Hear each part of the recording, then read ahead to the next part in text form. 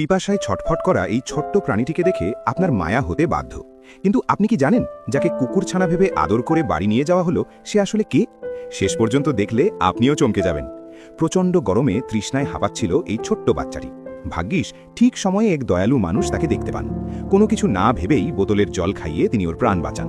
কিন্তু শুধু জল খাইয়েই তিনি থেমে থাকেননি। তার ওই করুণ অবস্থা দেখে তারা দুজনে মিলে তাকে বাড়িতে নিয়ে আসেন। বাড়িতে এনে পরম যত্নে স্নান করিয়ে হেয়ার ড্রায়ার দিয়ে লোম শুকিয়ে দিতেই বেরিয়ে এলো ওর আসল রূপ। কি মিষ্টি দেখতে, তাই না? খিদের জ্বালায় সে গপ গপ করে এক বাটি খাবার নিমেষেই শেষ করে ফেলল।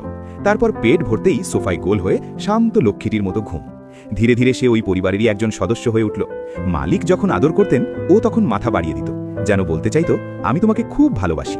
তবে ওর বুদ্ধির তারিফ করতেই হয়। মালিক যখনই সিগার খেতে যেতেন ও সেটা মুখ দিয়ে কেড়ে লুকিয়ে ফেলত। ভাবটা এমন যেন বলছে এসব খেও না, শরীরের ক্ষতি হবে। খেলনা আগলে রাখা, টেবিল থেকে ফল ফেলে দেওয়া ওর দুষ্টুমির শেষ ছিল না।